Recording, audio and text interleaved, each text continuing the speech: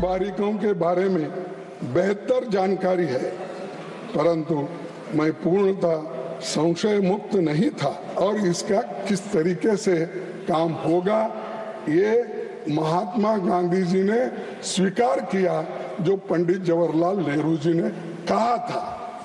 तो रोले आप तोड़ मोड़ करके यहाँ लोगों को समझाने के लिए आए हो, क्या संविधान के ऊपर चर्चा करने के लिए आए?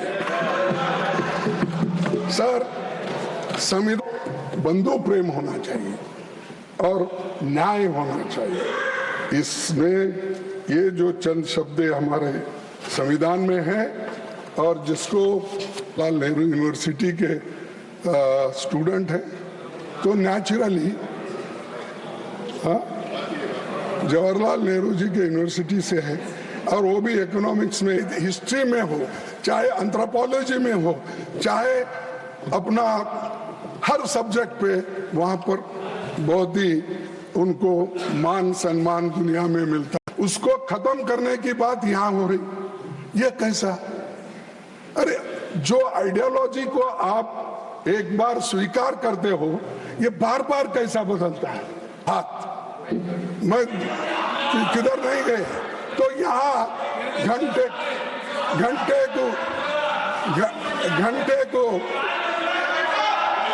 परिवर्तन हुआ इनका 224 के चुनावों के बाद हुआ, क्या पहले ही हुआ था? मुझे मालूम है। आज जो कॉन्स्टिट्यूशन की, अब जरा 1949 में आरएसएस नेताओं ने भारत के संविधान का विरोध किया था, क्योंकि ये मनुस्मृति पर आधारित संविधान नहीं था। मनुस्मृति वो कायम है। मैं बार बार बोलता रहा, आप लोग उल्टा हमारे ऊपर ही इल्जाम आप लगाते रहे। सर, सभापति सर, तिरंगे झंडे को माना इसीलिए पहली बार 26 जनवरी 2002 को संविधान भारत के हर व्यक्ति को शक्तिशाली बनाता है। गरीब और कमजोरों की आवाज है।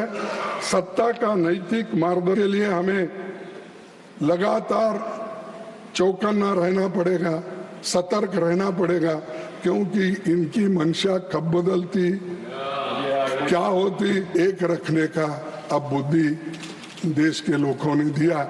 इसलिए मैं आपकी तरफ से, आपके ओर से उनको भी धन्यवाद देता हूं, आपके बदलते हुए नीति को। जब बहुत से शक्तिशाली देशों ने यूनिवर्सल अडल्ट फ्रेंचाइज नहीं था, महिलाओं को वोट का हक नहीं था, तब भारत फ्रेंचाइज, सर आपको तो मालूम है कि कितने देशों के, आप भी कॉन्स्टिट्यूशन पढ़े होंगे, बहुत से महिलाओं को, या ऑस्ट्रेलिया अडल्ट फ्रेंचाइज सबको मिला। गरीब, अमीर, कम से कम काम करने वाले लोग, मजदूर, किसान, सबको मिला। और ये कौन कौन क्या क्या किस उस वक्त बोले हैं, किस क्लॉज पे किसने क्या बात रखी है, किस आर्टिकल पे कितने बहस हो गए, जरा देखे तो मालूम हो। तो वो भी देखिए कि पंडित जवाहरलाल नेहरू जी का डिस्कवरी ऑफ इंडिया, वो भी एक 40 घंटे का है, तो वो भी एक बार देखे तो आपको मालूम होता है। दुनिया 51-52 के चुनावों के दौरान यूनिवर्सल अडल्ट फ्रेंचाइज के खिलाफ लिखा गया। ये तो सही है ना? India, shall I read? If Pandit Nehru would live to confess the failure of universal adult franchise, मैं ये कहना चाहता हूँ, और उन्होंने कहा कि ये सत्यानाश होने का खुद पंडित जवाहरलाल नेहरू जी देखेंगे। अरे आप सब अडल्ट फ्रेंचाइज में ही वोट देकर आए हैं। दूसरे नेताओं वो सब छुपा छुपा के कट एंड पेस्ट, जो अच्छा लगता है वो पढ़े। और यहाँ मैं जो हमारे जो कॉन्स्टिट्यूंट असेंबली में बाबा साहब अंबेडकर ने जो बोला था और दूसरे नेता वही कोट किए, इनकी दिल की बात बाहर नहीं आई कि आप बोला नहीं।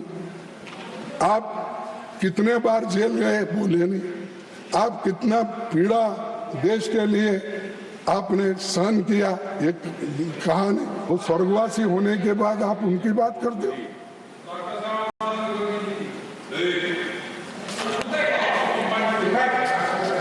चुप बैठो तुम। अभी जाके वो प्राइम मिनिस्टर का स्पीच पढ़ा मैं, तो हमको सिखा रहे थे ये जुमले